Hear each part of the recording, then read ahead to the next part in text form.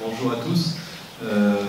L'exercice pour moi est pas très simple parce que je suis encore très récent professionnellement dans le paysage francilien. Je suis donc DG à l'IAU Île-de-France depuis l'été dernier. Et avant, j'exerçais plutôt en région lyonnaise et stéphanoise. Donc voilà, je reviens après avoir fait mes études dans ces parages notamment. Je reviens en Île-de-France 15 ans après et je découvre effectivement un paysage et un jeu d'acteurs dans le champ de l'urbanisme complètement métamorphosé par rapport au début des années 2000. Donc du coup, ce que je vais pouvoir apporter au propos, c'est un regard qui est encore décalé, qui découvre encore, qui peut d'ailleurs faire des approximations sur l'appréciation de certains aspects, parce qu'effectivement, je suis encore en phase de familiarisation avec le contexte francilien, parisien, métropolitain, et même tous les détails liés à la planification ne me sont pas encore familiers. Ce que je peux quand même apporter comme problématique à la table ronde, c'est d'une part essayer d'aller un petit peu plus loin, même si ce matin Julien Delpirou commençait à amorcer le débat sur le lien planification-projet, et est-ce qu'effectivement il faut les opposer, les mettre côte à côte, les confronter, et est-ce que l'un se substitue à l'autre, et quelle planification et quel projet. Et puis deuxièmement, j'aurais quand même quelques observations, pour le coup d'observateurs extérieurs, sur la façon dont la planification et les projets sont bousculés par le type de méthode dont on discute aujourd'hui. Sur le premier plan, évidemment, je ne viens pas faire signer l'acte de décès de la planification cet après-midi. Par contre, effectivement, déjà, de dire que quand on parle de planification, il y en a plusieurs sortes, et reconnaître qu'effectivement c'est un exercice qui attire moins les projecteurs et du coup qui peut être plus frustrant et plus ingrat que la conduite de projet. Pour autant, essayez de voir un petit peu avec vous en quoi l'un et l'autre se nourrissent et non pas se contredisent ou s'opposent. Bon, déjà, se redire qu'en matière de planification, quand on parle d'une planification de paix communale ou quand on parle du STRIF, on ne parle pas du tout de la même chose, évidemment. Quelques chiffres, mais pour vous montrer que, justement, il se trouve que les appels à projets dont on parle s'inscrivent d'abord dans un dialogue avec la planification locale, dans un dialogue avec les PLU qui sont aujourd'hui principalement communaux et qui sont en train, très lentement, de devenir intercommunaux en Île-de-France. Parlons de maille à maille.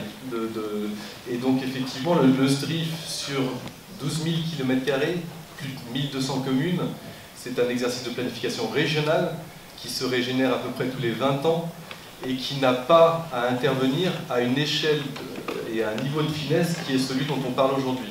Donc, je travaille à l'IAU qui est en charge de la maîtrise d'œuvre du STRIF, qui en a livré la dernière version en 2013, après 10 ans d'élaboration, puisqu'il y a eu des débats parfois houleux entre l'État et la région pour la coucher. Donc il a été lancé en 2002-2003, abouti en 2013, et il nous emmène pour, je ne sais pas si ce sera 10-15 ans, peut-être un peu plus ou un peu moins selon les choix politiques qui seront faits. Et vous voyez qu'on s'inscrit dans une échelle de temps qui n'a rien à voir avec l'effet de rapidité, de saisissement qui se joue derrière un appel à projet comme on vient de le voir. Les PLU sont eux beaucoup plus dans la discussion avec ces échelles d'appel à projet. Les PLU puisqu'ils donnent la destination des sols à la parcelle, et puis surtout parce qu'ils sont sur des liens de compatibilité via les permis de construire avec les projets dont on parle, qui posent la question de est-ce que pour le coup l'appel à projet se donne la possibilité de challenger le PLU en place, ou est-ce qu'il s'y conforme? Visiblement sur Paris, j'ai cru comprendre que le principe général était plutôt la conformité avec le PLU en place. Je ne sais pas sur la MGP, sur la métropole. Je crois que là on était sur des situations beaucoup plus contrastées. Et donc dans ces cas-là, effectivement, si on autorise un porteur de projet à venir contredire ou challenger un zonage du PLU en place, ça pose la question de qu'est-ce qui nourrit qui, dans quel sens cela se fait, et ça revient à reconnaître, mais est-ce que c'est un mal, que des porteurs de projet peuvent, par les éléments programmatiques qu'ils inventent, qu'ils créent entre eux, bonifier éventuellement un PLU qui serait à faire adapter en fonction de ça. Du coup, là, c'est vrai que c'est sur le plan presque, pas existentiel, mais comment dire, du PLU force de loi qui dit le droit. On est peut-être dans un exercice qui vient un peu plus interroger la planification locale. Se redire que globalement, la planification, elle est peut-être plus ingrate, mais elle tient d'autres types peut-être d'enjeux que le mode de faire dont on parle là. Elle tient des intangibles évidemment en matière de grande vocation à l'échelle régionale ou de vocation plus micro à l'échelle locale, et en tout cas, la part de logements sociaux par exemple est souvent issue d'exercices de planification, et il y a des intangibles qui peuvent être pratiques dans le cadre d'un dialogue de projet, d'invoquer justement comme intangibles, comme non renégociables. Et là, on est content de pouvoir s'appuyer sur la planification pour dire ça, c'est d'autres scènes qui l'ont mis en place, ça s'impose et on s'insère là-dedans. Donc effectivement, elle se fait peut-être dans des scènes moins exposées, plus techno, mais il peut être vraiment pratique de dire aussi, écoutez, cette coupure verte, on n'y touchera pas parce qu'il se trouve que le SDRIF à son échelle et le PLU à son échelle ont dit que c'était non constructible. Et du coup, ça sort de la négociation. Donc, un certain nombre de prérequis qui peut être même commode d'évacuer de la négociation pour se concentrer sur d'autres aspects de la discussion. Je voudrais aussi citer d'autres éléments apportés par la planification. On parle beaucoup aujourd'hui, et c'est normal, de vocation privée, logement, bureau, éventuellement commerce, parce qu'effectivement, ce serait un détournement du Code des marchés publics que d'utiliser ces appels à projets pour construire des équipements publics. Mais du coup, là, souvenons-nous, le rôle de la planification à ces différentes échelles pour localiser, en fonction de critères qui sont liés à la croissance de la population, à l'évolution de l'emploi, un certain nombre d'équipements, qu'ils soient scolaires, sportifs, universitaires, logistique de plus en plus. Le SDRIF, le dernier, s'est beaucoup plus prononcé que les précédents sur les lieux de la logistique dans l'Île-de-France. Et tout ça, ce ne sont pas les appels à projets qui le mettent en place, mais bien les intentions de la puissance publique à travers l'exercice de planification. Et puis, allez, un dernier exemple que j'ai vécu à Lyon. On a fait évoluer sur le PLU du Grand Lyon, qui est sur 59 communes, donc il est intercommunal depuis 20-30 ans, excusez du peu. On a fait évoluer les normes de stationnement vélo à l'échelle du logement, c'est-à-dire combien de mètres carrés on dédie au stationnement des vélos par mètre carré construit. Et bien ça, typiquement, ça a été un combat technique, parce qu'on avait des forces en présence qui... vous pouvez l'imaginer, faisait valoir qu'il ne fallait pas non plus être trop ambitieux pour ne pas lester les opérations immobilières de rez-de-chaussée envahies par les vélos. Mais il se trouve qu'on a notablement accru le nombre de mètres carrés dédiés aux vélos par mètre carré construit. Et ça, c'est un combat qu'on a mené une fois et qui va se mettre en place dans le cadre du PLUI une fois approuvé, c'est en cours, et qui s'imposera aux 59 communes pour les 20 ans qui viennent. Voilà le type de combat qu'il est utile de mener à cette échelle-là. Je ne sais pas si l'exemple vous parle, mais je pourrais en citer des tas d'autres, et qu'il n'est pas forcément nécessaire de renvoyer ce type de négociation au cas par cas. Et au contraire, c'est intéressant d'apporter des logiques globales et transversales sur ce type de politique publique. Alors, ceci n'est pas pour autant qu'un plaidoyer pro domo pour la planification, puisqu'effectivement, d'une part, je voudrais souligner ce qu'apporte la dynamique de projet et comment elle vient, d'appel à projet, pardon, et comment elle vient interroger les exercices de planification que j'ai pu citer, et puis poser, pour conclure, quelques questions de points de vigilance peut-être pour la suite. Cette dynamique d'appel à projet, je trouve qu'elle est intéressante en ce qu'elle elle rénove l'exercice de programmation qu'on fait nécessairement à l'échelle, je le redis, plutôt des PLU que du SDRIF, et qu'elle interroge des choix lourds en matière de vocation résidentielle, tertiaire, notamment du développement urbain des communes. Et là-dessus, on a une tension qu'on identifie à l'échelle régionale, et il serait intéressant de voir si à l'échelle des appels à projets, elle se retrouve. En résumé, et là je parle devant un élu qui me contredira peut-être, mais on sent une volonté globale des élus d'Île-de-France à plutôt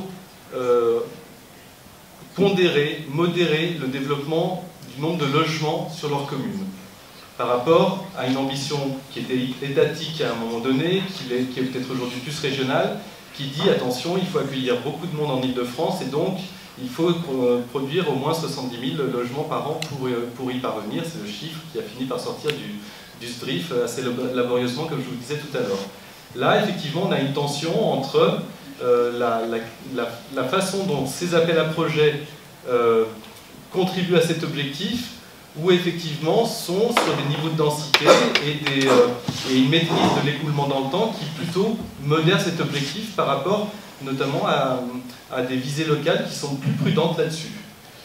A l'inverse, et là je caricature un peu le propos, c'est pour vous donner les grilles de lecture, après on peut entrer plus finement au cas par cas, en matière de développement économique, on a des élus locaux en Île-de-France, mais comme ailleurs, je vous rassure, qui sont plutôt demandeurs de pouvoir développer de l'activité tertiaire, industrielle, artisanale, très demandeurs même, et souvent à des échelles communales, et puis des échelles supracommunales qui disent au contraire, bah, attention, on ne peut pas en mettre partout, ni du tertiaire, ni de l'artisanal, ni de l'industriel, et qu'effectivement, il faut peut-être faire des choix qui relèvent, alors de qui relèvent-ils, hein, des PLU, des SCOT, je n'ai pas parlé beaucoup de cette échelle parce que je m'interroge vraiment sur sa pertinence effectivement en Île-de-France entre des PLUI qui monteraient en puissance et un SDRIF, mais ça la question est ouverte. Mais en tout cas, si les PLUI jouent leur rôle à une échelle de 10, 20, 30 communes, ils ont vocation à faire des choix, des sélections de sites sur le développement économique qui peuvent, là pour le coup, venir plutôt freiner l'ardeur des élus plus locaux. Là aussi, j'aimerais que ce soit une question posée aux appels à projets. Est-ce qu'ils contribuent à aller dans quel sens contribuent-ils à aller sur ces aspects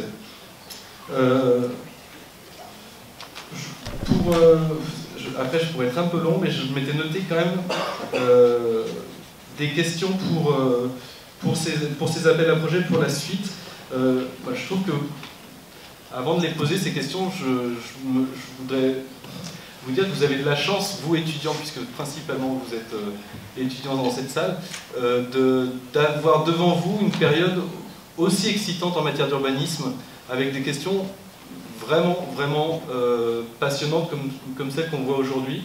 Je vous assure que sans être pourtant très vieux sur le métier, je ne me souviens pas sur les 15 dernières années de quelque chose qui fasse autant bouger de lignes et amène à autant interroger les postures professionnelles, les répartitions des rôles. Et vous avez ce boulevard devant vous de devoir vous positionner dans ce nouveau jeu de rôle et dans ces questions qui sont posées. Donc je vous les renvoie parce qu'elles seront les vôtres dans votre carrière professionnelle possiblement, mais déjà dire qu'elles sont stimulantes. La première question, on parle d'une cinquantaine, d'une soixantaine de projets. Il y en a 1600 dans la base de données de l'IAU sur l'Île-de-France actif. Donc attention au prisme déformant et médiatique, et c'est normal, c'est son immense intérêt à cet appel à projet. Ne perdez pas de vue les 1550 autres qui sont en train de fabriquer l'Île-de-France de demain aussi, sur d'autres modes, plus classiques parfois, plus expérimentaux peut-être aussi parfois, qui sait. Donc de grâce, y compris pour les chercheurs, y compris pour les professionnels que vous serez, gardons la responsabilité qui consiste à tous les considérer. Deuxième question. vraiment les suivre dans le temps. C'est-à-dire que ce qui est formidable avec ces concours, ces appels à projets, on le disait d'ailleurs à midi, c'est qu'ils débloquent des situations par l'effet de seringue qu'ils créent. Et ça, c'est avéré. C'est-à-dire qu'avec une deadline, avec une échéance, avec l'obligation de sortir quelque chose, eh ben, il y a des opérateurs même les plus récalcitrants, je pense à des servitudes cheminotes SNCF sur des fonciers, à d'autres types à des blocages qui pouvaient exister sur d'autres, qui sont levés par cet effet de seringue où il faut sortir le projet. Très bien. Comment est-ce qu'une telle dynamique aussi euphorisante se maintient dans la durée? Et comment le jeu d'acteurs qui s'est composé avec l'adrénaline du temps court et du raccourcissement des temps même de concertation, etc., revient un petit peu, redescend sur le contact avec la population à qui il faut expliquer pourquoi on a choisi tel projet, telle vocation, et quels vont être les impacts, et oui, il y aura des camions qui passeront pour faire les travaux, etc. etc. Donc, il ne s'agit pas de dire que ça va... Évidemment que l'adrénaline va retomber, mais que ça ne veut pas dire que le projet va avorter, c'est simplement qu'il faut le faire vivre sur un autre rythme ensuite, et qu'on ne peut pas tout le temps être sous l'injonction d'une échéance de court terme.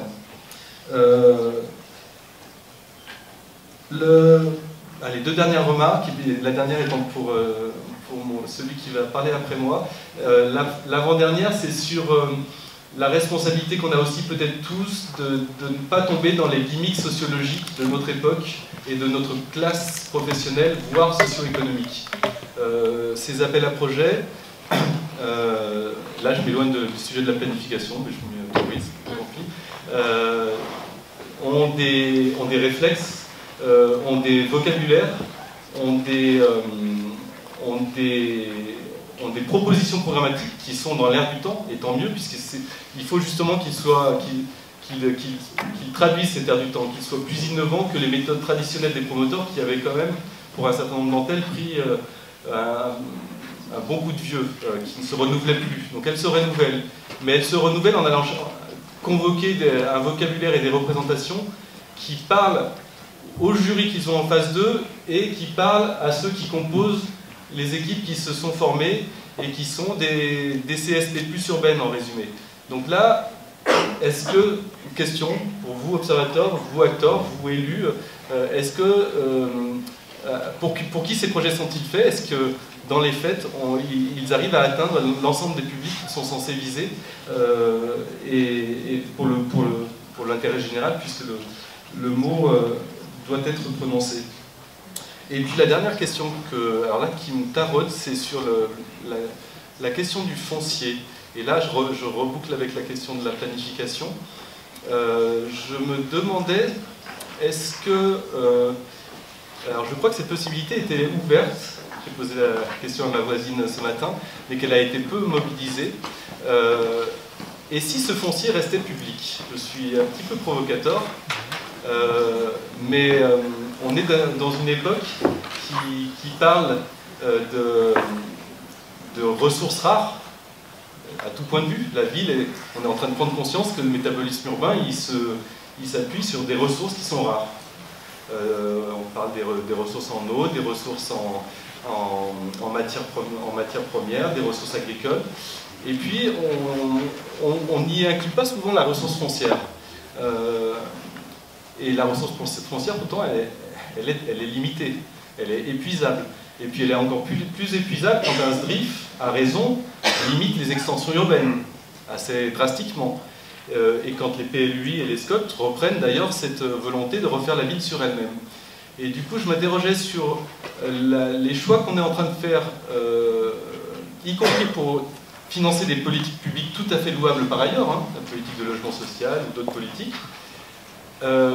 Est-ce qu'on pourrait, à l'avenir, dans les exercices à venir, davantage investiguer juridiquement, parce que c'est là que les défis sont les plus redoutables, la possibilité de mettre à disposition par bail amphithéotique ces fonciers publics, qui sont quand même notre bien commun, dans certains cas. Je ne dis pas que c'est systématique, et je pense qu'on peut s'interroger au cas par cas sur cette question, sur évidemment des durées liées à l'amortissement pour le privé des opérations qu'il va y mettre en place, mais pour le coup, l'exemple que je vais citer, que j'ai en tête, puisqu'il est lyonnais, du coup il sera hors de tout champ polémique, c'est l'Hôtel-Dieu de Lyon, qui est un bâtiment emblématique.